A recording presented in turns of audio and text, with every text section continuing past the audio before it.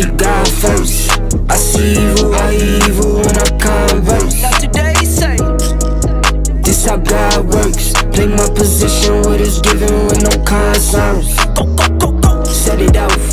Top of the morning, I'm gonna set it off. You living boring, I'm gonna set it off. Shooting, I'm scoring, I'm gonna set it off. Like soldiers torn, I'm gonna set it off. Son of God, no, I am not son of man. Blessings keep falling, the fingers keep coming in. I got you, but just know I'm texting like Uncle Sam. Left to the bank, you know that I'm coming in. We don't do it for the bands though, we don't do it for the clout. Legacy on the line, so I'm moving in and out. Seen good ones turn top dog, greedy ones get knocked off. I keep looking at the bench like I could never not ball. Coach keep me in the game, Curry deadly with the range. I keep looking in the mirror like, who is he? I'm insane. Who am I? He insane. Guess I am the one to blame. What's done is done, won't change. Time to live up to my name. Real will be real, fake gon' fall. Took time with this here, I'm made for a while. No sleep in the while, I won't fall. No sleep in the while, I won't lead out. I keep God first. I see evil, when I converse. Not today, say. This how God works. Play my position, what is given with no concerns. Go, go, go, go. Set it off. Top of the morning, I'm gonna set it off. You living boring, I'm gonna set it off. Shooting, I'm scoring, I'm gonna set it off. Like soldiers torn, I'm gonna set it off. Told my baby, meet me at the bank. Told my mama, I'ma break the trend. Locked in, I'ma change the weight. Working for my baby's kids. Hard times couldn't make the rent. Working hard couldn't save a cent. Lonely nights, just me and God. Swear to him, always made the ends. Grab a paper, see the news. Hate coming by the tools. Walk a mile in my shoes. Something you could never do. Got my back against the wall. Bet I always pull through. Who are you? Who are you? Who are you? Who are you? Sending shots, I block 'em. Superman with the moves. Rock 'em, sock 'em, drop, bop 'em. Play to win, never lose. Run it up, I top 'em. Play full belly too. I hip hop or pop 'em. Anything I could do. The real won't be real, fake gon' fall. Took time with this here, I made for a while. No sleep in the while, I won't fall. No sleep in the while, I won't lead out. I keep God first. I see evil, when I converse. Not today, say. This how God works. Play my position, what is given with no concerns. Go, go, go, go. Set it off. Top of the morning, I'm gonna set it off. You living boring, I'm gonna set it off. Shooting, I'm scoring, I'm gonna set it off. Like soldiers torn, I'm gonna set it off.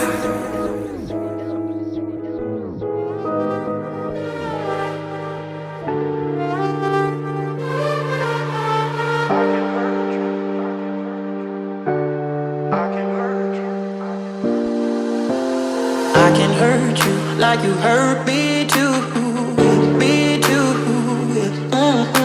We're letting go, drifting apart. We're letting go, drifting apart. I can hurt you like you hurt me too, me too. We're letting go, drifting apart. We're letting go, drifting apart.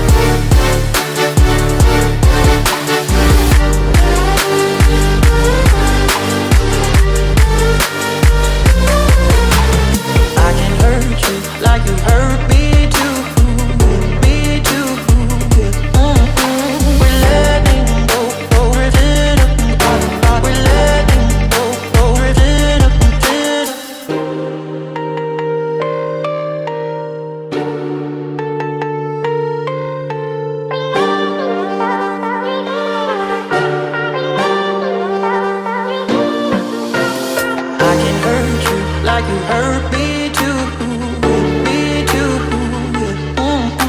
We're letting go, we're letting go, we're I can hurt you like you hurt me too, me too. We're letting go, we're letting go, we're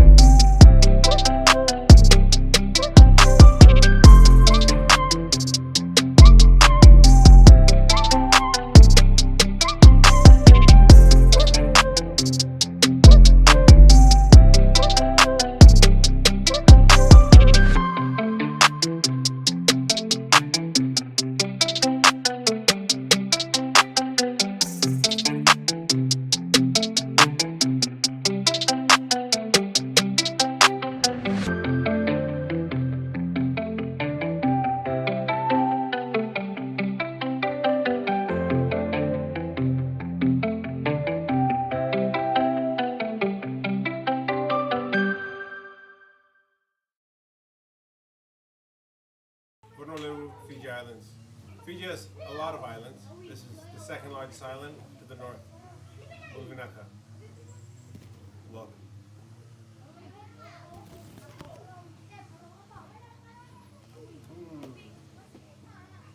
So sweet. So, want to mic up? Really. Hope everybody's well, and thank you guys for joining. Why do we do On the Mat? Why do we do a live stream? I guess On the Mat and the live stream was born out of a place to just want to do something a bit different with you guys, and we believe that there's a bunch of different ways to utilize social media and reasons why, and for us it's to build a personal brand that you guys can hopefully trust one day, and posting is good, and pictures are good, videos are great. Live is just another way for us to hang out with you guys and for you guys to get involved. And so if you guys ask questions, we literally talk about what you guys want to talk about. So yeah, I always say we used to do relationship advice stuff and real questions. That'd be nice to get back into again. So actually, while we're talking about it, I'm gonna see if anybody asked any questions.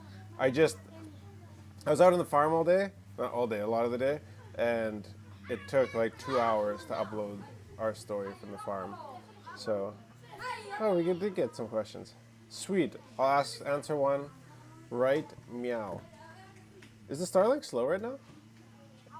That's good. Huh? Yeah, it's going good? okay. Maybe it's just my phone, So, first question. Where are you guys from? Okay, well, this is easy. My wife is from Canada, and I'm from here in Sekanga, in Fiji. And was born in Lautoka. And my father is a Fijian, and my mother is a Canadian. And we moved here in the year 2020, March 9th, like a week before COVID. And so, okay, he can come. Okay. Sit. Nice, nice. And yeah, we've been here ever since. And so we've got ourselves into a bunch of different things. And so we started off with agriculture, and then we ended up with a little cafe. And now the biggest stream of revenue would be the media company. And so, yeah, what has allowed us to be here has been our business back in Canada. We have a residential and commercial cleaning company in Canada that allows us to be here and have a burn rate such as the one that we have to get things started. So it costs a lot of personal sacrifice and money and stuff like that if you want to do something out of the ordinary in business most of the time. And so sometimes you pay that cost in time, sometimes you pay that cost in headache, sometimes you pay that cost in your pocket, and Fiji's been a little bit of everything. So like some people say, like, you pay with, like, you need to have capital to start a business. And it's like, well, yeah, no. Like, you can also go and invest a bunch of time and get involved with a business and become a partner of that business. You can put up with many, many years of struggling and have patience and get involved in a business, or save and save and save and save until you have some capital to be able to go and start the business. But Fiji is a very unique place to start a business simply because there's not a huge amount of population here. So you kind of have to do a few different things, or you have to have one thing that serves a lot of people. So a very low ticket item or very low ticket items that have a mass market cap, or very high ticket items.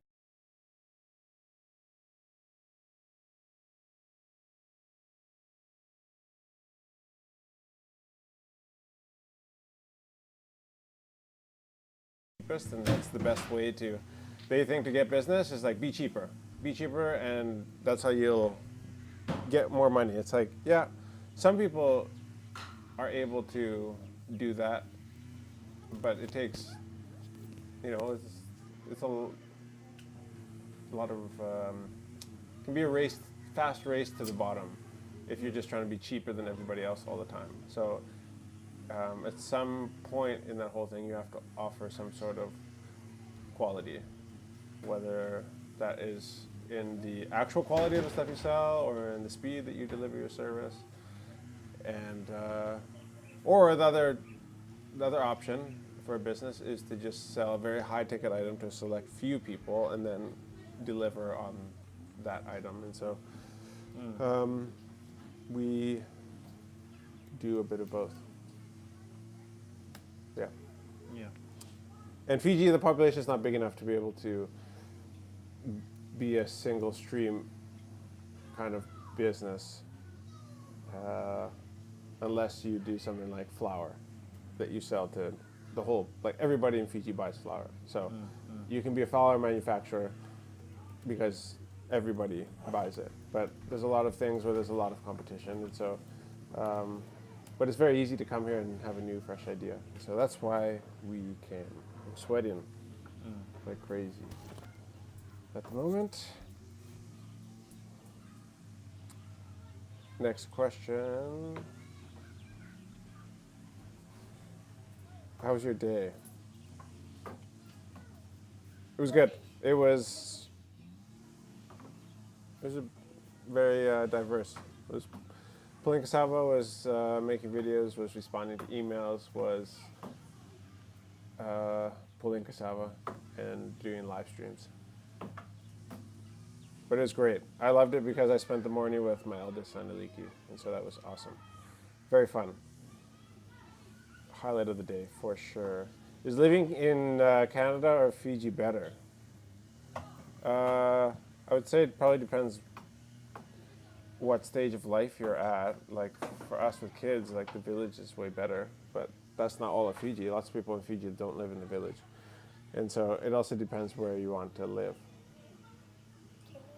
Can we charge the digger? I don't know where the battery is, so I'll have to find it first, okay?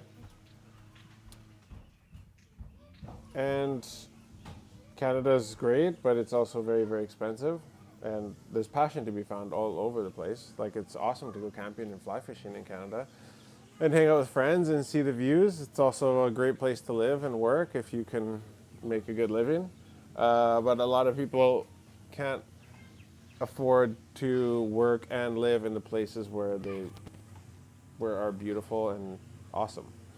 And so, like for instance, we live in Kelowna, which is kind of like the South Australia, Napa Valley wine growing region of Canada. And so it's a valley, and it's kind of where everybody comes to go to the beaches and take all their clothes off in the summer and go on boats and just hang out. It's a holiday destination, the city where we're from. And so that means that it's a very expensive place to live. And so it's just the wages don't really keep up with the cost of living. And so you have to do, like, if you want to own like a 3 or 4 bedroom home, like as a family, you probably need to be making 200,000 to 300,000 annual income a year for a household, I'd say. Like right now, if you want to get a mortgage for a regular house, you probably have to have like over 200,000 or around 200,000 annual income, and that's very difficult unless you've gone to school for a very, very long time or are in business of some sort. And so, yeah, like I mean, I'm just saying like a house, or if you want to rent, like a house would be like $4,000, $4,500 Canadian if you want to rent a house. So, village is much cheaper. Yes. So, there's a bit more leeway to kind of like make mistakes in Fiji. But it also takes a long time to do stuff here because there's not like a pathway a lot of times. So like when we came and we're getting business licenses and all, the health inspector and all that kind of stuff. Like there's no online application that you can just do like you can in Canada and just get your business license in like 24 hours. So this takes a long time here. But now there's digital ways to be able to do that in Fiji. So Fiji is slowly going on and moving along. Oi. Oi. Oi.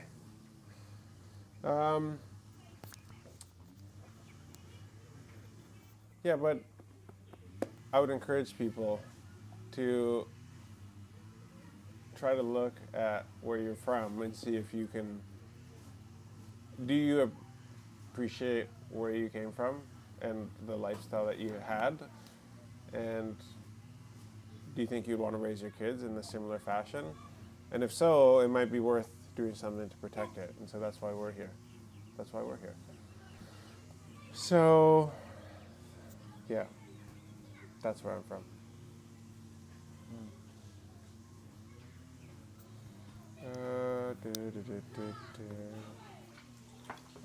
Oh yeah, and that's why Canada or living in Canada or Fiji, it just depends what you like. If you like showing up to work late twice in a month and then getting fired, then I would say move to Canada. Oh, wula, long time.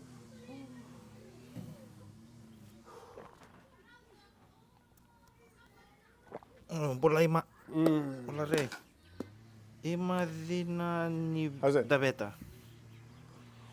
Bola re. Yeah. Buns. Yo. Bula, everybody. Yeah. Bula. Ima's asking, how was your Easter break? Easter break we went to church yesterday, and had a nice potluck after church, so that was nice. But Friday I was working, and today I was working, and so I definitely believe in the Sabbath and like taking a day off, and so. But I think God worked for 6 days, not 7. But He also there was no long weekends in the creation of the earth, and so you're definitely entitled to take vacation, like, but it's not like a must. And so I don't think people who work on the weekends, sometimes you got to grind, and so you don't. It just depends what stage of life you're at. Like, we're not entitled to take 2 days off every week, like according to scripture, and some guys especially. I don't know. I was listening to a podcast a while ago, and the pastor was talking about this, and like how as men, God created the earth in 6 days, rest on the 7th, and so no, you're not supposed to be obsessed with work and work every single day of the week. You need that day of rest or that Sabbath of some sort, but you're also not called to take 2 days off in a week every day of the week or every week. So sometimes Saturdays you got to grind, and so our holiday that's just the way it is right now. We usually work on Monday to we can usually work every day of the week. Sunday is optional, and so we try to take that off. It's like life is such a whirlwind here. Where was I on Friday? Hey? Friday? Yeah. I don't know. I came back Friday. Where were you? Church? Easter, yeah, no, because I didn't go to church. Oh, Friday I was getting the air conditioning fixed on my vehicle. That's where I was on Friday. And I spent the day with a gentleman named Kenny Dakwindraketi. So that's who I hung out with for the day. Nice guy. Because I was just sitting in lunchbox all day. And so, on the way to church last Sunday, our air conditioning compressor seized, and so I thought the vehicle was on fire because there was so much smoke coming from under the hood, and so I pulled over right away because the air conditioning was kind of not working, and then all of a sudden it stopped working, and then we started smelling burning, and so I pulled over, popped the hood, and there's smoke coming out, and so luckily, cool thing about D-Max for everybody who doesn't know, unlike this fancy Hilux that we have sitting right beside us, the D-Max alternator, and there's not a serpentine belt on a D-Max. So you have a separate alternator for power steering, a separate belt for alternator, power steering, and everything, and then a separate belt for air conditioning. And so the cool thing is, when your air conditioning goes bad, you can just take off the air conditioning belt and run your vehicle. Only thing that you don't have is you don't have air conditioning. So if you're thinking about a good vehicle for the bush, sometimes you need to look at like how many things are driven off the drive belt, because if you lose one belt and it controls everything, you're screwed. It's like us. I just took off the AC belt, drove it for the week, just no aircon. So $3,700 for an air conditioning compressor from Carpenter's Motors, and I was like, what's a good meme for that? What? Like, say what? What? Yeah, I was like, got the quote from him. I'm like, $3,700? Dude, I can go and just find a used engine from a crashed D-Max, buy the whole engine, take off the air conditioning compressor on that, and then still have a used engine that I can rip parts off if I need spare parts. And it's like, there's no way. And so, luckily, I have a good friend who owns a Matuk Motors, and so I got one for $880. So that's still expensive, but like, it's a very much less than the other one, very much less. And so that's what we did. Another $450 to put the thing in, and we're rolling, baby. Nothing like expenses that you didn't budget for, Yeah, really gives you a squeeze. Daddy's got to put in the work this week. Daddy's got to work. Your question, yeah. Give this guy. Yeah, no. He's here. When are you going to build? He's here. Yeah. Yeah. Yeah, right. When are you going? To? Oh my gosh, Yeah. guys. Sorry, guys. We're gonna interview you. Kroy's here. Can you see him in this thing? Kroy's a working man. get some firewood. Oh, so you guys are going to get firewood now? Already? On Saturday, Yeah, you coming back from where? You? On the van? maybe. In the night? Saturday night? On Saturday night? Okay. Drinking kawaya, I was looking beside, only the light was on and no one was sitting here. Oh, Yeah. Who's there? Remember? yeah, I could hear him. That wasn't Saturday night. That was Friday night after. Oh, Saturday night after our podcast. We're doing podcast. Yeah. And then me and you drink. We had a bowl here. Basin Kung ako, Keto! so ko. Para mix nindo ang garap ko ito. Missy. Okay, sino man tayo? Yeah, see, I want to pamalo. Yeah, sorry. What was I saying? Oh yeah, what were you saying? This is from Ima. When are you going to build your family home near the farm, if I'm correct? So, Fiji being Fiji, thank you for the question, Ima. Things just take a lot longer than you were told or expected. And so I paid our designer. Okay, so here's the thing. The designer that we're working with, local guy, but super skilled. Skilled like, what do you call it? Ducks? Like a club? Huh? Ducks. Like he's like top of his class Oh, in yeah, QBS. Yeah, Right? that's So Ducks, top of his class, brilliant. And so he got a job recently with a government agency. So he's like mad skilled at designing. And Tui put me on to him. I actually knew him, I just didn't know that he did this. And so I asked him, and then he was like, yes, for sure, let's do this. And here's what we're going to be doing, Ima. Here's what we were talking about doing, which was going to be sick, was I was going to team up with him. Before he got this new job, we were going to design 3 different houses, all right? And then get them all engineer, like he's got all the certification. Get them approved, post them on our website, and then people, like, if people are interested in building a house, they have a full video virtual walkthrough of the home, the way he does it online, and then, or in his program, and then we just put that online. So like, if you go online, you look at something you want to buy, you like scroll through pictures, right? If you're on VT card or something like this, well, that's what you do on our website. And you go home, you go through different homes, if you want a 2-bedroom or a 3 or a 4-bedroom, or depending on what roof style you want, you could pick it and just buy it for like, probably 1/8 or at least 1/4 of the price that you'd pay a planner to do this. It would come with a full material list, and then, which we are still teaming up with A. Hussein, and you're just going to be able to go tell them, I want Waka House number, whatever, and they'll have the whole material list ready to go. Like, it'll just be like turnkey. They'll just email you with all the updated pricing.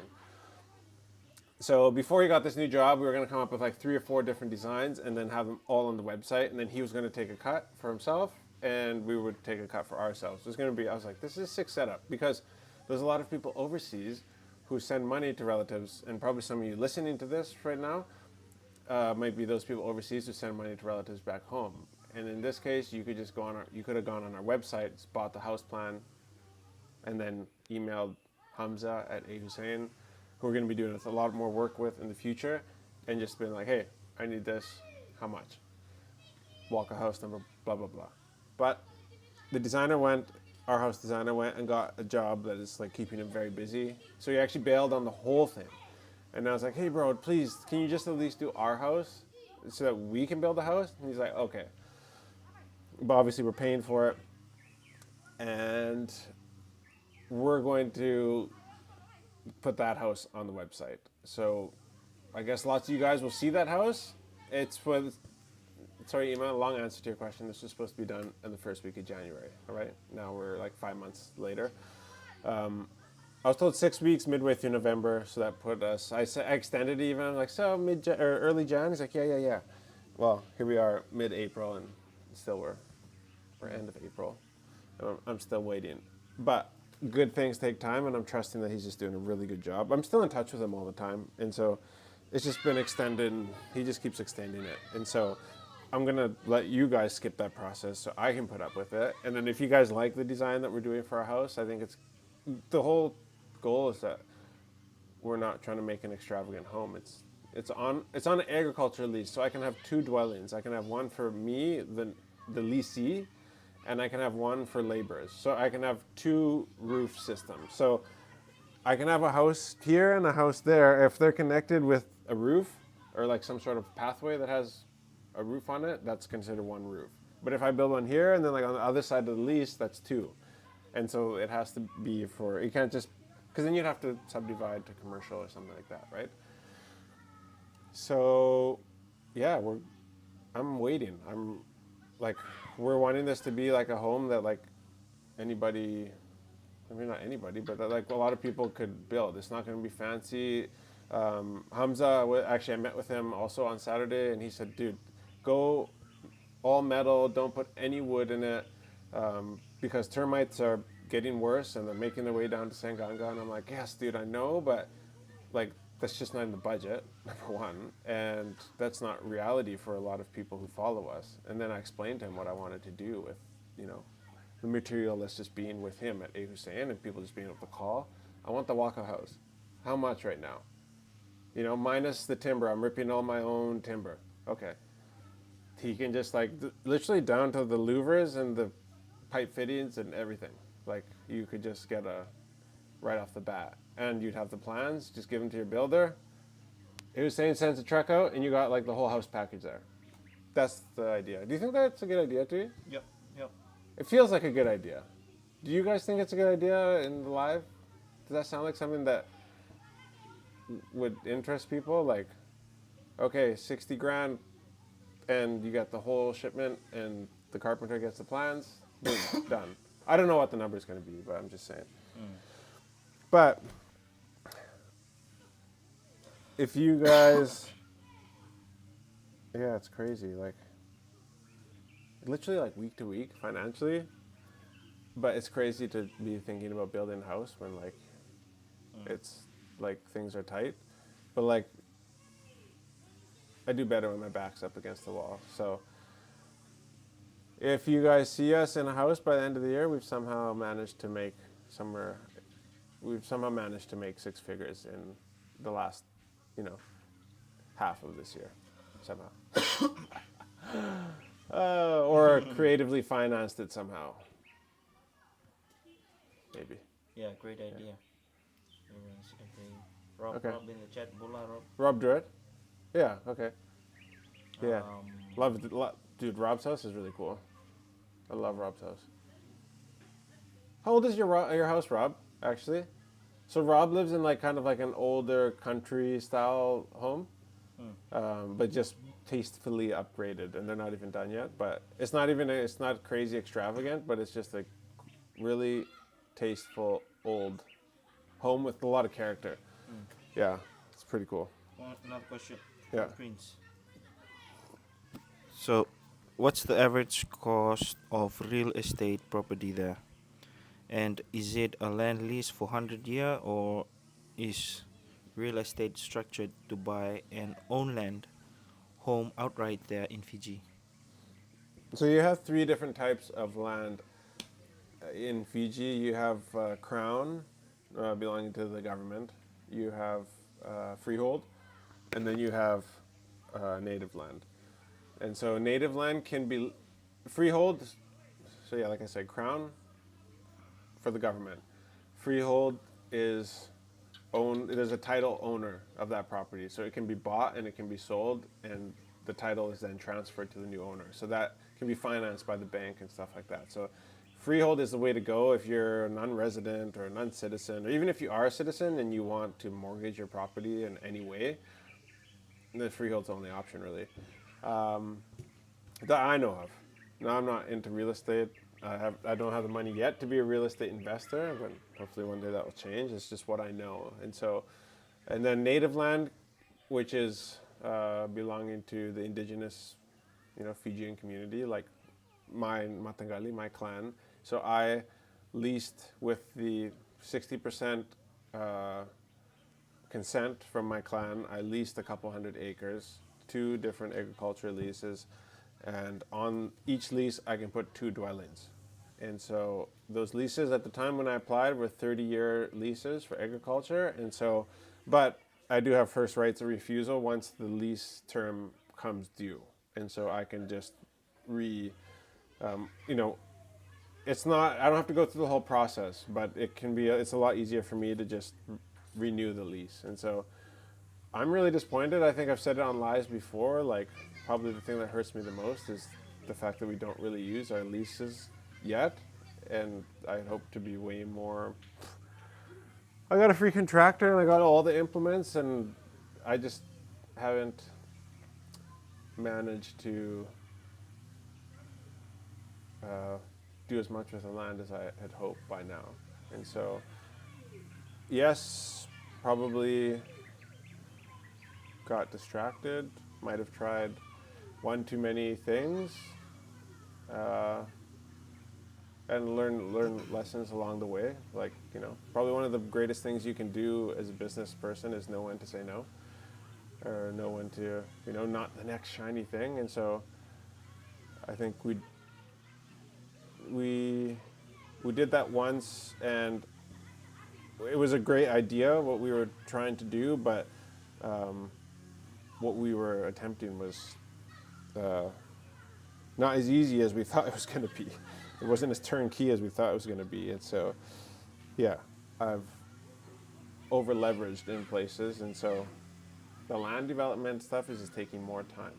And so if you want to build, though, getting back to your question, Prince, right? Yeah, you want to go for freehold. Yeah. So freehold, you can go to the bank and borrow against it, and mortgage it, and stuff like that. There is freehold all over the place. It's just in little pockets here and there. There's some up by Lambasa and Tambia. There's some down in, I think actually in down towards, I don't know if you're familiar with the island, but anyways, like halfway to the jetty in Nambuala, there's a place named Nriketi. Nriketi was famous for rice back in the day. I think a lot of those rice farms are freehold, or a few of them. Because once in a while I see people selling freehold out there. Then out in Sabu there's a bunch, because a lot of that land way back in the day when the colonial, German, Swiss, English families came planting coconut to be dried for copra, and those are the initial copra planting families. They, would trade guns or whatever it was, just, booze to us Fijians, and we would give them big pieces of land, and so now they have land. Dude, all fair, right? Because one day we're gonna look back and be like, I can't believe you guys gave up for money, just like a piece of paper. At least before they were trading like something physical, right? But like we look at it like, oh my gosh, they gave away 500 acres for 100 goats. Like, why? But it's like 100 goats when you have no goats is 100 times more than you have of something that you really want. So I'll take the goats. Illy, you can have the land. Sorry. What the heck? And so those they're now called the Kailoma families, kind of like families of European descent that have a lot of influence in the area and are very successful business people and contribute and integrate really well into the community. They subdivide a lot of their freehold and sell it off. So that's why Sabu, a place where a lot of these families came to back in those days, Sabu was a high concentration of freehold on our island. Similar to, I guess, Pacific Harbor, Deumba, also lots of Kailoma people there, and yeah. Great. Fantastic question. Awesome. Right. Another one. Yeah, give it to- Rob saying it's 1974 1974. when it was built. Really? The house. Dude, that house is not that old then. Like, dude, the floor is 2.5 inches thick. Like the floorboards. These boards here, Yeah. 2.5 inches.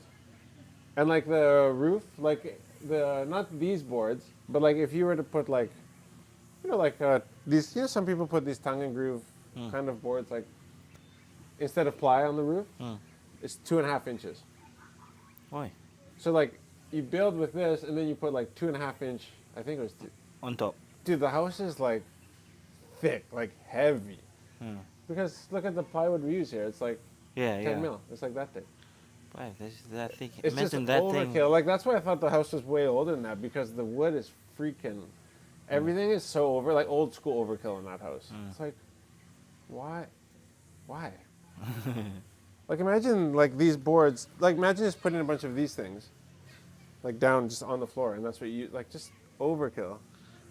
Look at the mountain right now.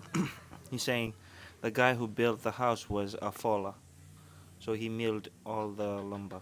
Oh, so you mean the guy that moved out when you moved in? Was he the guy who built the house?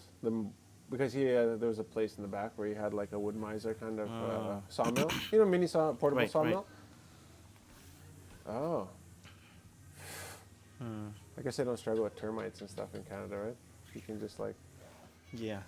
Well, even in Moturiki, like where Koroy is from, they build from pine, like untreated pine. Yeah, yeah. Eh, It here was too. fine. But Brother! okay, This guy will have it. yeah, tell him to go.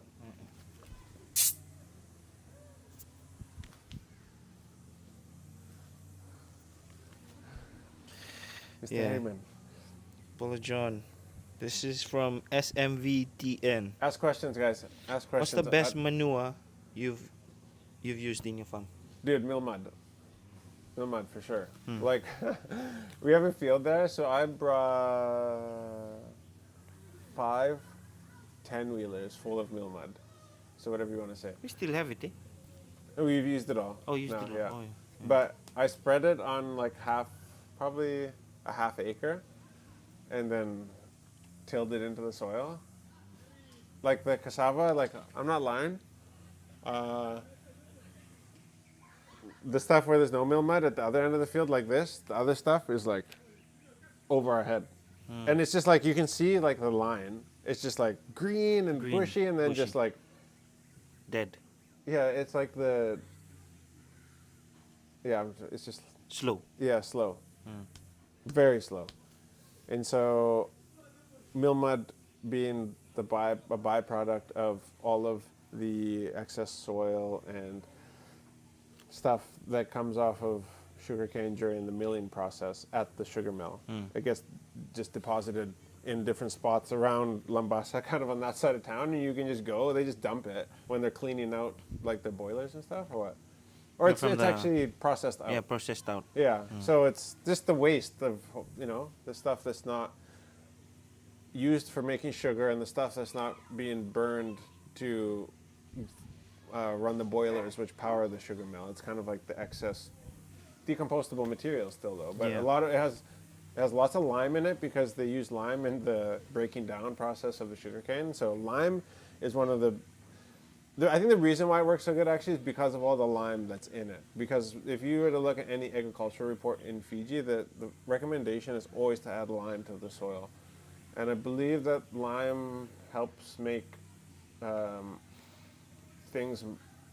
nutrients more bioavailable to the plants that then are planted. So you can throw nitrogen and potassium and phosphorus on NPK onto your soil, but it doesn't. Lime allows the soil to actually be able to like harness those things and hold on to it. And so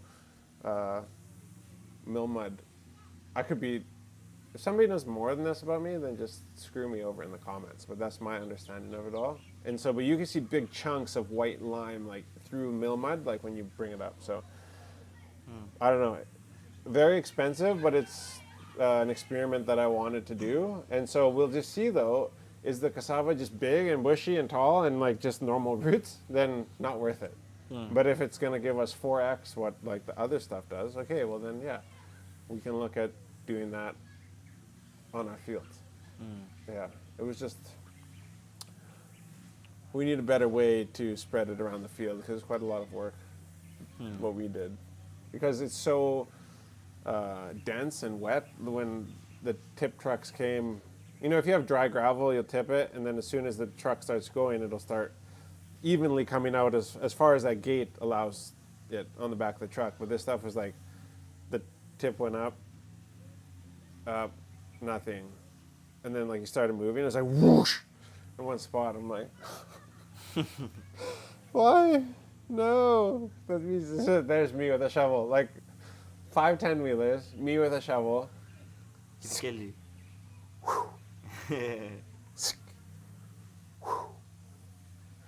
And then me and Kroy fabbed up some ghetto piece of big, huge Vessi to put on the back of the tractor, and then we just like basically turned it into like a reverse front end loader.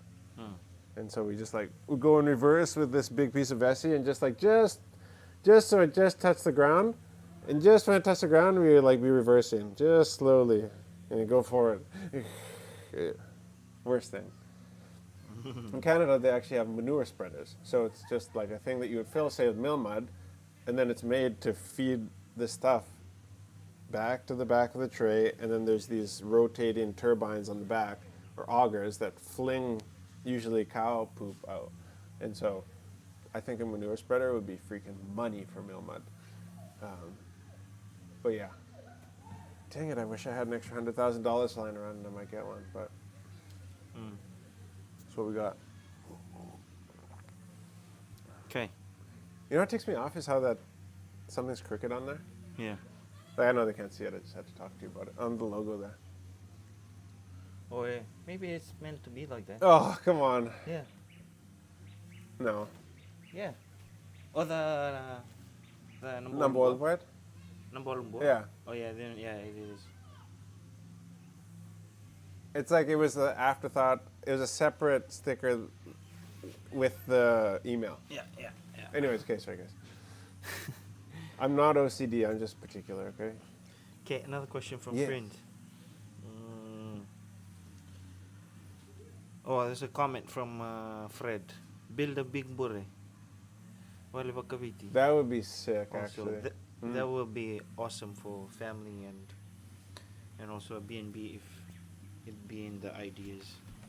But like a bure would be. That'd be cool, eh? Bure is all round. Hot. When it's hot, it's so cool inside. Oh, when it's it's cold? it's so warm Yeah, inside. I know. I've been, Bro. I've stayed in Burres a lot, actually. But yeah, I should. That'd be kind of cool, eh? Yeah. To do like as a video series project. Oh, if you do that, just like a Bring place. For, what do you call it? Rani China, the vetiver grass or whatever. mm. Throw that on the roof. All of the weaving of the Okay. bamboo wall, double So, bamboo walls. Double bamboo walls. Make rooms inside. Yeah, Oh, that'd be sick, eh? I would stay in there. Yeah. Solar, full solar. Can't do that. People look from outside, eh? Look from outside. It's like, hey, one bure, go inside. Sing, hey, flat screen, setting, kitchen there. Yeah. Dude, look at the clouds, man. That's beautiful, eh? Wow. Okay. Yeah. That would be cool. Great idea. Great idea. Alright. Actually, we might do that one day. That would be really cool. Prince again. Just curious, cause in Tonga, seems like a lot of land are leased out for 100 years, but don't really own the land.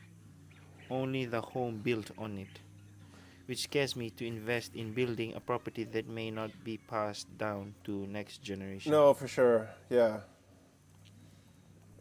Just one sec. Let me ask ChatGPT. Rani China from Eyo. Oi, where you from, boy? Where you from, Fred?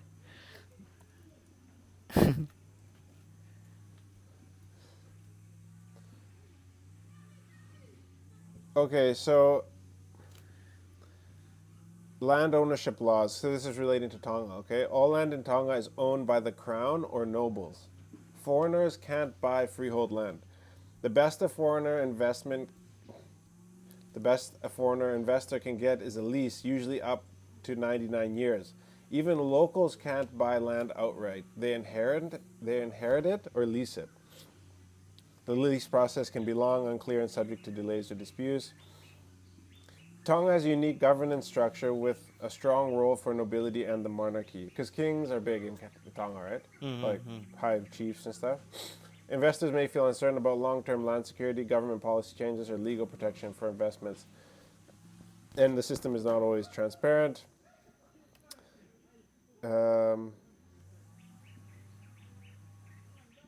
Yeah, so there you go.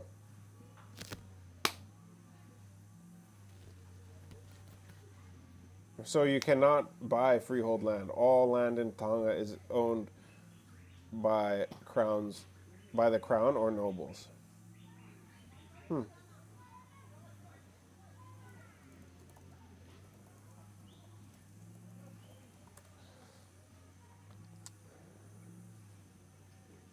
So in Tonga, land cannot be sold outright, not to locals, not to foreigners. The king owns all land, and it's distributed to the 33 nobles and royal family. Interesting, eh? These nobles, what are called hereditary estates. They don't own it in the Western sense, but they control it and pass it down through generations.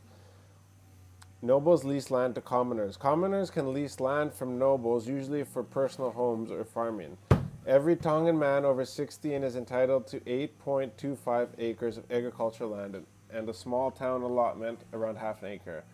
But in practice, accessing it isn't always simple. Leases are often informal, undocumented, or based on verbal agreements, which can lead to disputes, evictions, or delays. Number 3, lastly, foreigners can't own land. Foreigners are not allowed to own land outright in Tonga under the Constitution. The only way for a non-Tongan to access land is through a lease, typically a long-term lease up to 99 years, with options for renewal. So for people who are interested in looking into Tonga for real estate, they have to partner with a trusted local. That's basically the only way. Bottom line, for an investor used to the security of a freehold title, this system can feel risky and opaque. Even if you secure a 99-year lease, it's only as secure as the legal system and political stability behind it.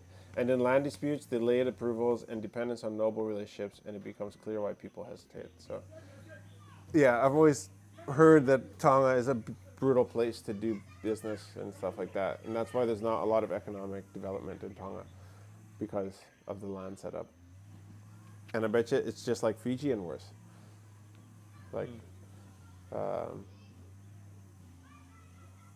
Yeah.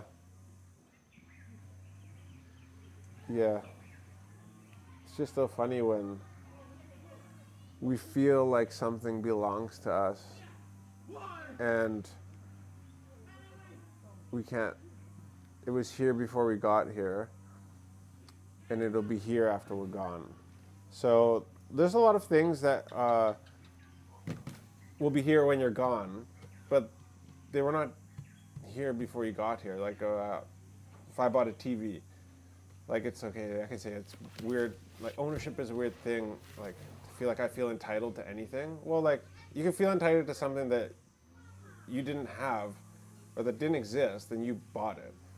But like with land in Fiji, it just always seems like it's inherently useless and problematic. Our stance as Itaki Fijians on the land, like it's ours. Like there wasn't somebody who might have come before us and who might have resided in Fiji. And like maybe there was a time when there was nobody in Fiji and we came here. And then like now the land is ours. And so it's like, but it doesn't do us a lot of good to just say it's mine and then not do anything with it. It's just like, it's like a kid, if kids are like fighting over like a cup of juice and it's like, okay, he's like, it's my cup of juice, all right. And then he doesn't drink it. It's like, well, you should have just like, maybe put half into your cup and then sold the other half for 50 cents or something like that. At least you would have got something for it. And you still have a bit of your own juice to drink. I don't know, does that make sense? It's just like it's mine and I won't do anything with it. But even worse than it's mine and I won't do anything with it is it's ours and we won't do anything with it. Because communal ownership presents a whole nother host of issues. And so you get people who it's like, it's ours, we want to do something with it, but they don't want to do something with it, and then we fight with each other. And yeah, it's freaking brutal in most parts of the world, man. And the people who get big money are people like, like have, developments going on and progress happening on their land. And like, that's where we could a lot of our Matagalis could be, but we're not because we're stubborn. And we feel like we own something.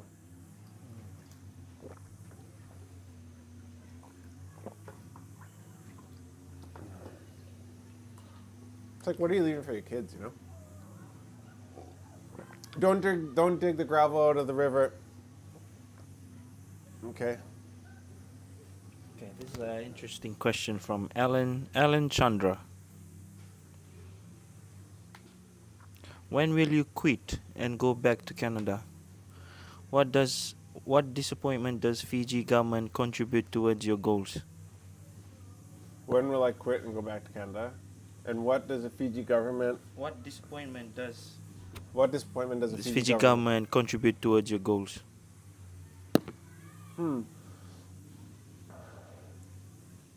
Well, to answer the first part of the question, it sounds cliche, but I won't quit. It's just not an option. I'm gonna fail a bunch. I've failed a bunch already, and I'm gonna fail a bunch more. But I'm not afraid of failure. I'm afraid of not trying, and so, yeah, it's not that I have this like I won't quit attitude. It's just that I freaking know that good things take a long time, and that there's things about me that don't allow me to be super hyper successful at this moment in certain ways. And I believe in God. I believe He has a plan for my life and for all the people like Tui and my wife and my kids. And I think there's something that we're meant to be doing right now that we're hopefully doing. Like, maybe the success isn't good right now, the monetary success, because it's good for me to spend 3 hours hanging out with my son on the tractor and pulling cassava in the morning and going swimming with him. Because maybe I wouldn't be doing that if I had a bunch of money and I was involved in a bunch of different businesses. Maybe I'd be traveling around. And so there's just some things I know that I'm too good at. Like I sound really full of myself, but there's things that I'm too good at. And being in Fiji makes me very, very unique. That I know that eventually this pays off.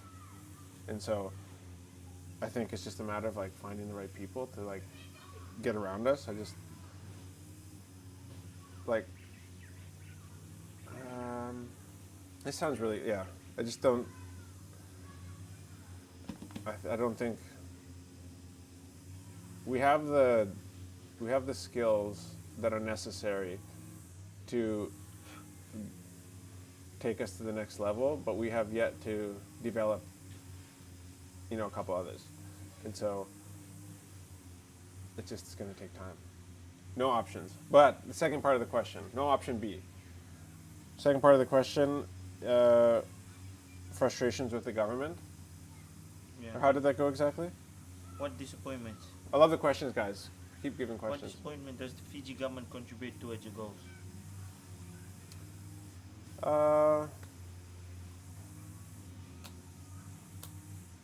Well, I guess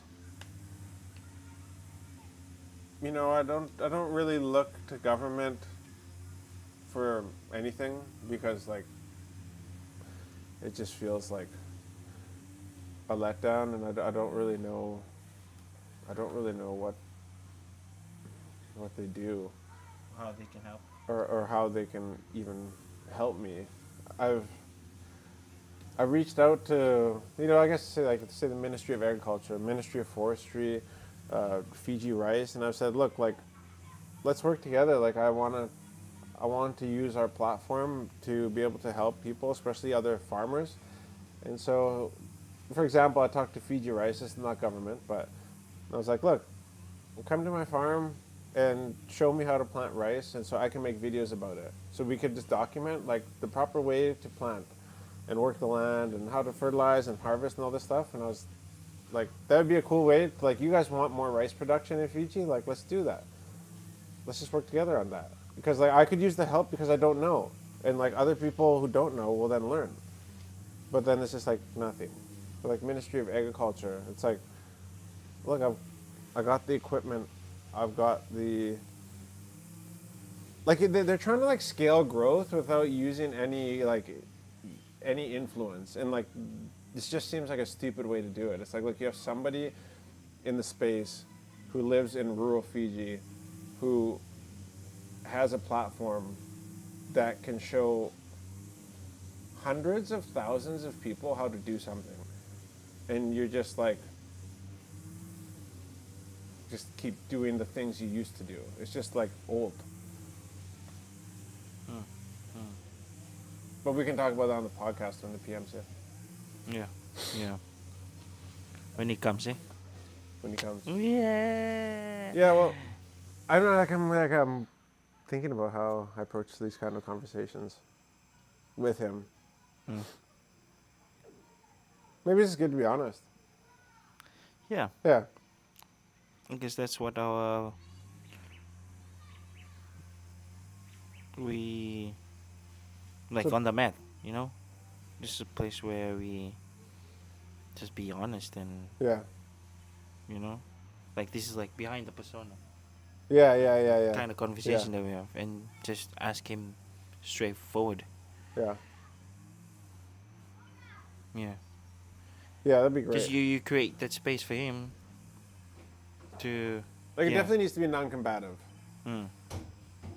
And I feel like I go into that interview with like a sense of nervous anger mixed with excitement, or not anger, but just like disappointment, maybe like what we're talking about. Yep. But I bet you understanding more about his story, what he does in the day, what does a week look like for him, would be super beneficial to help me be like, okay, I have a lot more grace. Yeah. What's going on? Right. This is from I love this. Thank you guys for Yeah, questions. this is from SMVTN, same guy. Why don't you guys try planting breadfruit balikana breed? It makes good flour. In some parts of Tavini, they are farming acres of breadfruit. Yeah, I've heard. Get advice from the Ministry of Agriculture. Fred says, reach out to the ministry. He will definitely help out. The Minister for Agriculture and Waterways in Fiji is currently Honorable Vatimi Rayalu. He can be on your podcast. Yeah, He's I'd love awesome to have and him doing a on. brilliant work. He's been doing brilliant work. Yeah. See, like I've heard from people that he's completely useless too. Yeah. From like very close friends of mine who have big agriculture operations. Mm. But I think that's the thing is like I adopt these beliefs, so it's really good to hear that because like I think on social media at least it appears that like he's active and doing certain things like in other places, but I haven't heard from anybody on their team, nor do I expect like I'm a big deal or something like that. It's just like feels like you might want to reach out. Like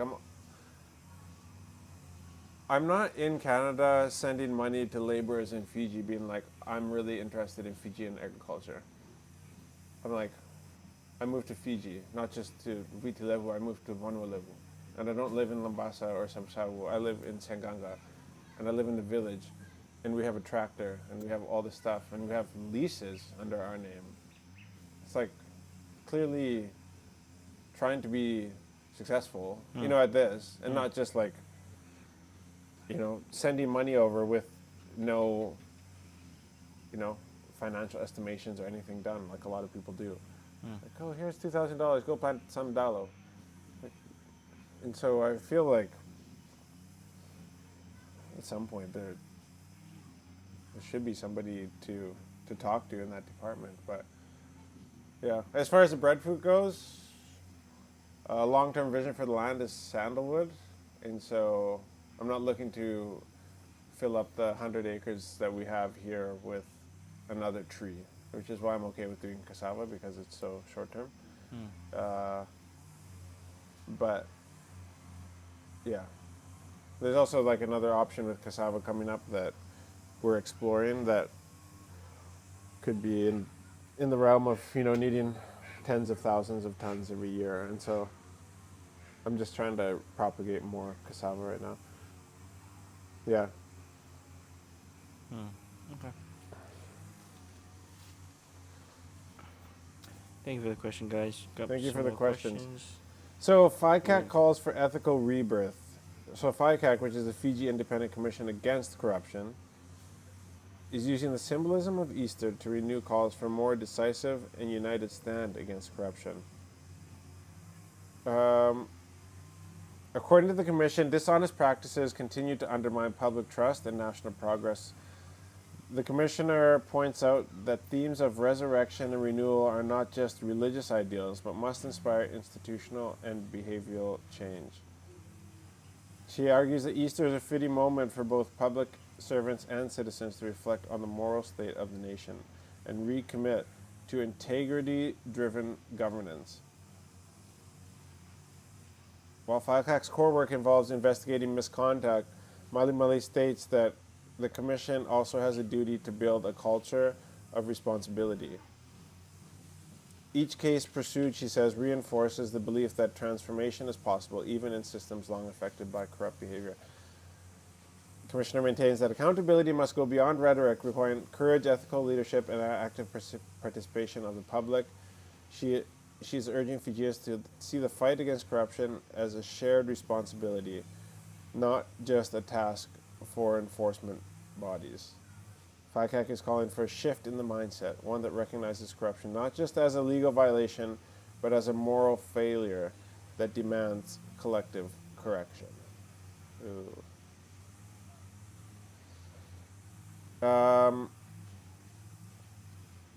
The thing is that there's a lot of nice words there, and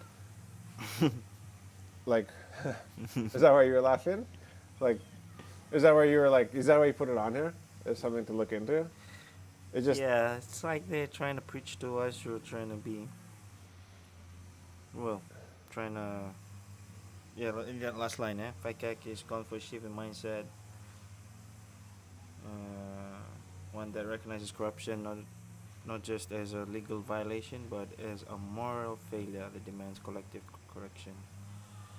I was just reading this headline and I don't know. I don't know why yeah. it seems Okay, so here's funny the to thing for me. me is like, okay, let's use Easter to Yeah.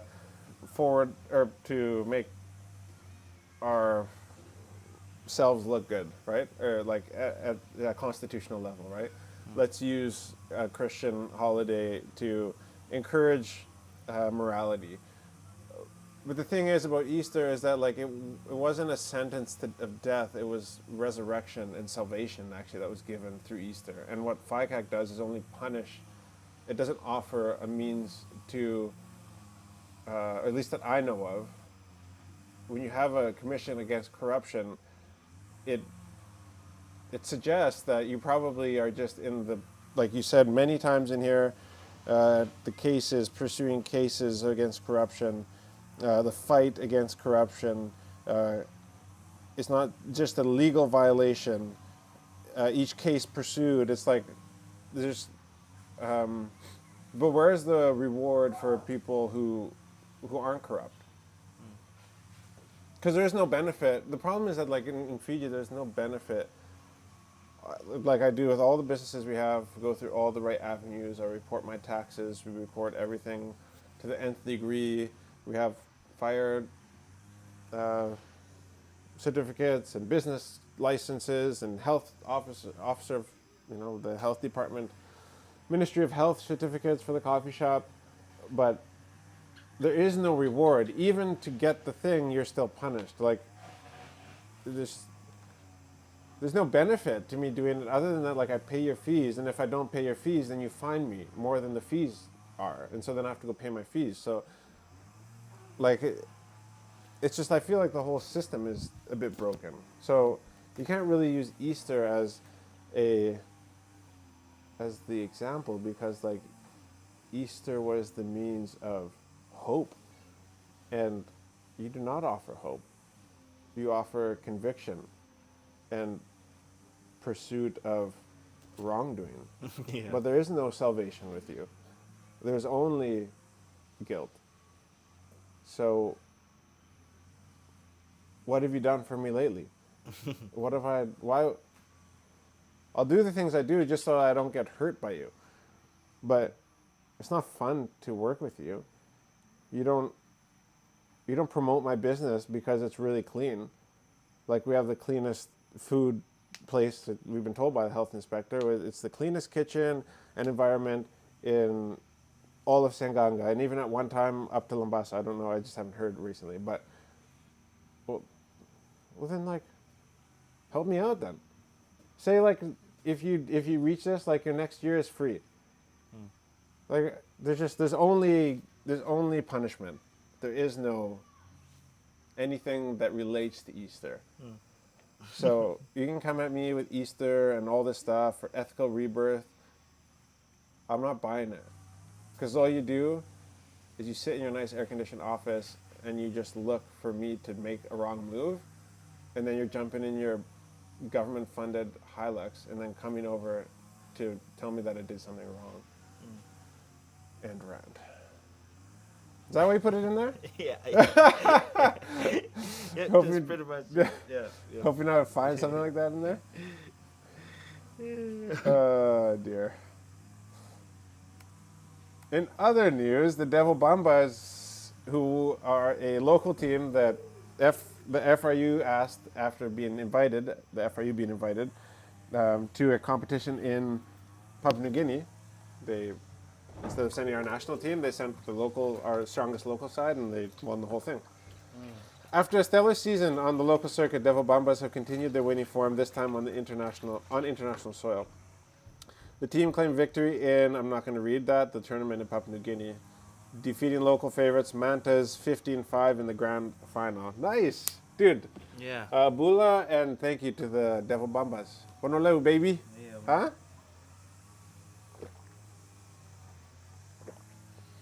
That's awesome.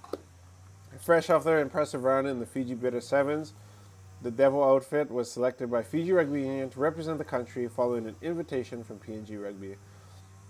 Former national reps Ropate Rere and Dan Yaya added... Dan Yaya was playing? Oh. Firepower and leadership helping the side lift the trophy in front of a packed crowd. The international win cements Devil Bomba's growing reputation as one of Fiji's emerging sevens forces. Dan Yaya, man. Good for him. Glad to see he's back on the rugby field. Cool. Well done. Love it, boys. Way to make us proud. Oh, okay. $125 million unleashed. Welcome media to the rescue. Huh? Oh, really? Yeah. You know, I don't know what you guys do with all the money that comes your way because I don't see much development down there. Oh. Well, maybe for their own village. Huh? Their village. What's this? Navakasali. This money? No, Huh? no, they're Oh, village. Devil Bombas? Oh, I thought you were talking about this thing I'm talking about now. Oh, yeah. Navakasinga? Or No, Navakasali. where's that? In Bua? Yeah. Oh. The South Pacific Business Development, Fiji. Oh, that's some bad English. Fiji's only dedicated lender to women-owned microbusinesses is expected to reach a cumulative loan disbursement of $125 million by July this year. So, to date, Mr. Manas said SPBD Fiji has disbursed more than $100 million in loans, processed 74,253 loans, and supported nearly 8,000 members across the country. Oh, interesting. So, he said members would begin with $1,250 in loan, and the biggest amount disbursed was $30,000. Okay. So, are they funded by their... The women? Yeah, are they funded by, like, is it an NGO? SPBD. Yeah. Is Yeah. SPBD a charity?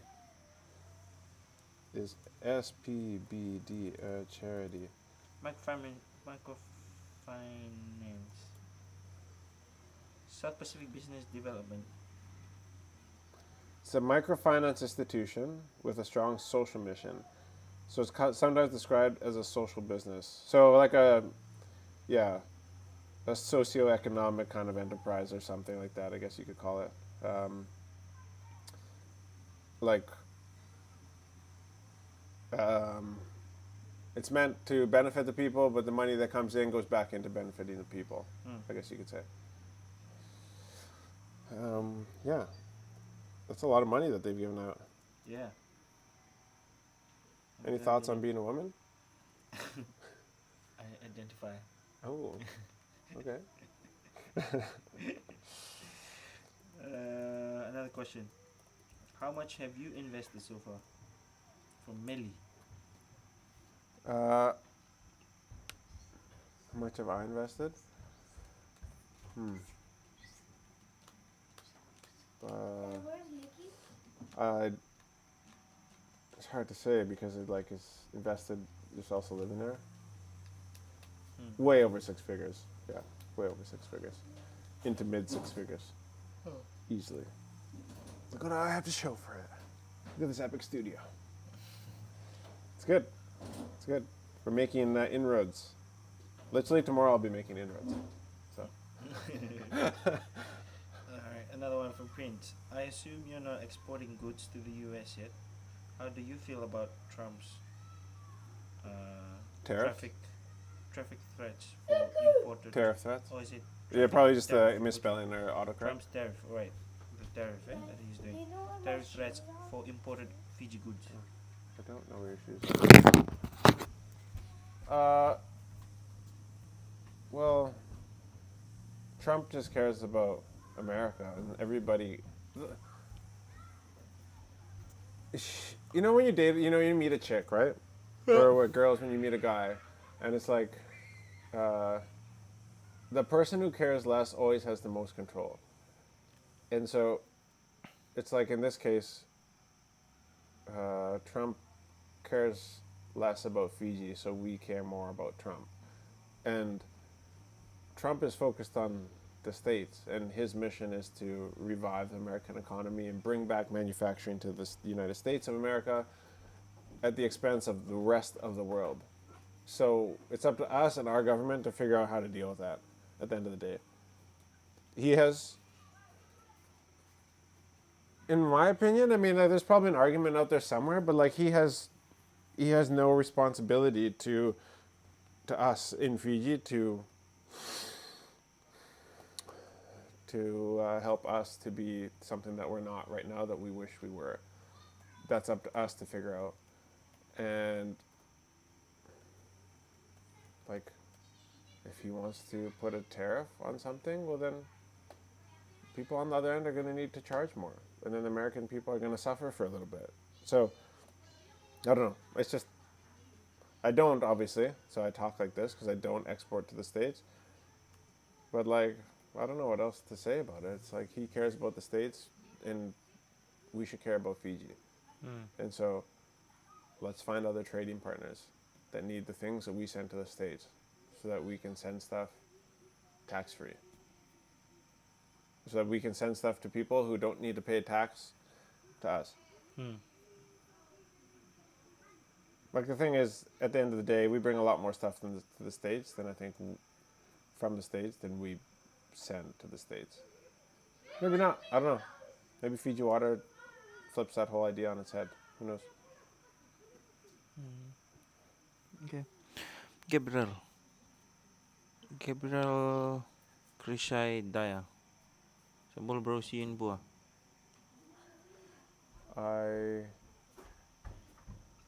Oh. Daya? Yeah. Gabriel? Oh. Yeah. I know Chris Daya, who I'm expecting to see tomorrow. Oh, I think it's the same guy. Yeah? Yeah. Okay. I'll see you tomorrow. I actually just messaged Len. That's what I was doing on the side there. I messaged Len to see when I'm supposed to meet you there. If you know, put in the comment. Yeah, because I'm wondering when I'm supposed to be leaving here to meet you guys there. So, and what are we bringing? Just the D6? Or are we bringing a D6 and an excavator? A Fiji Link flight experienced a flat tire after landing it at Vunisia airstrip. Hey, Leaky, make sure you get your rugby ball back. Go get it. Go find it. After landing at Vunisia airstrip in Kandava on April 8th, the aircraft experienced the flat tire approximately 100 meters from the end of the runway. There were 2 passengers and 2 crew members on board at the time. We are pleased to confirm there were no injuries in aircraft. No injuries and aircraft damage sustained. So, you know how you try your best to like make sure you don't get a flat tire in your vehicle, but sometimes you get a flat tire in your vehicle. Sometimes it happens on an airplane. It's just a lot more scary, obviously. So, 100 meters from the end of the runway. Luckily, it's at the end of the runway, so it didn't like burst upon that first impact because that would be a lot different. So, these twin otters, also the airplane, I assume it was a twin otter, they shave speed really fast. Like they're, and The one that lands in sub. yeah. Like when they land, it's like whoa. So if you're talking 100 meters from the end of the runway, they're going pretty slow. Jeepers. So shift happens. Thank you, Prince, for joining us. Yeah. It's like definitely a complex sharing conversation. Thank you for sharing your thoughts. Appreciate the questions, brother. Or sister. Whoever you are. Chris says you have his number, so you can call him. Okay. I'll call you after this. Yeah. Set. Let's do it.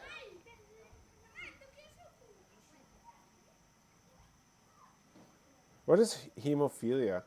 Fiji faces significant challenges in diagnosing hemophilia, So, where a person's blood does not clot. oh, it's clot. Dude, yes. Yeah, good for putting this in. About 100 Fijians are affected by hemophilia, a condition where the person's blood does not clot properly. Unfortunately, in Fiji, we currently face significant challenges in diagnosing hemophilia, says the guy at the hospital. Our testing samples often require overseas confirmation, delaying diagnosis and treatment. The is actively seeking to establish a MOU with the Ministry of Healthcare, strengthen our processes and awareness campaigns, and ministry is committed to moving this forward. He added, individuals with hemophilia tend to experience prolonged bleeding, whether it be internally into joints and muscles or externally from minor injuries. Healthcare providers utilize specific tests, including clotting factor assays, to assess the type and severity of hemophilia. For those who may have family, okay. So it's like a blood vessel, right? A blood vessel tears. Yeah, or you bleed, you cut yourself, and your blood doesn't have the ability, it doesn't probably have the hemoglobin, hemophilia, to be able to clot properly. And so... the platelets tend to clot. What's that? Clotting. Your the clotting platelets, yeah. Usually you have low platelets and your blood can't clot. And so if you have some sort of tear internally, you'll bleed out inside your body. Inside.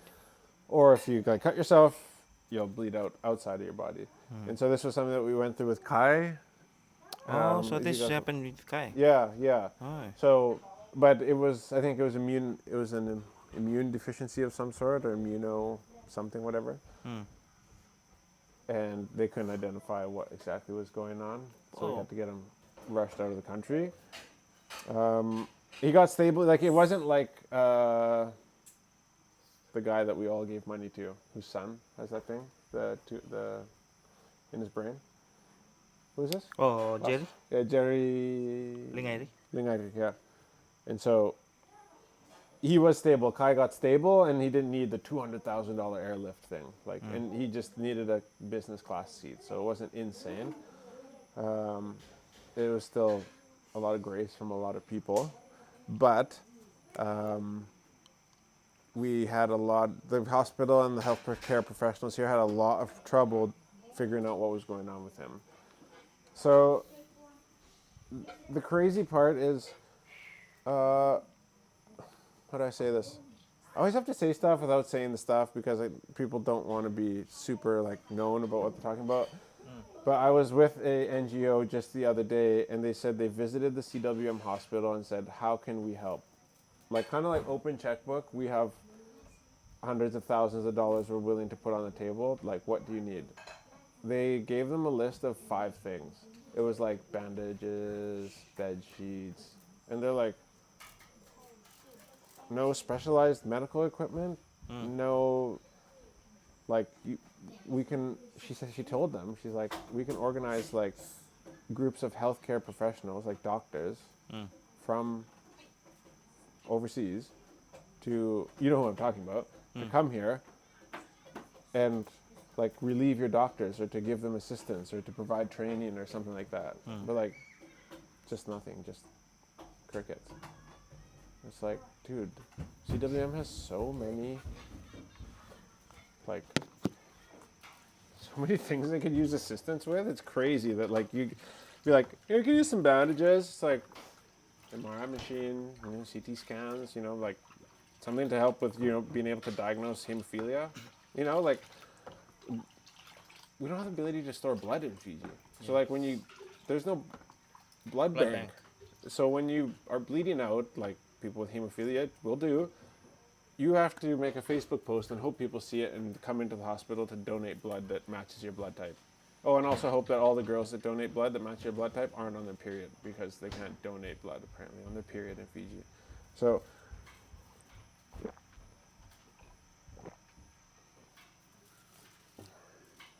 it's just like, it feels like the people who are in those areas in the hospitals could be a little bit more prepared, or be like, yeah, I'll get back to you with an email with a list of all the things we need, and then just be like, open book. Like, we have a report, we need help with diagnosing of hemophilia. Okay, well, maybe you could, talk to the people who want to say, here, we have money to give you. Yeah. Okay, sweet. Should we wrap it up? Yeah. Okay, thank you guys for joining. This is On the Mat. We're going to be doing this again on Friday, unless something comes up. But the plan is 5 o'clock. Live at 5, as we always say. Thank you guys for all the questions. This was just a fantastic time. Honestly, really enjoyed it. My name is Jonathan. I'm here in Sanganga. And we're going to turn off this light so that we stop getting destroyed by bugs. And there's a huge dragonfly here. So we will see you guys on Friday. Thank you. Thank you to all the people who asked questions. Bye. Peace.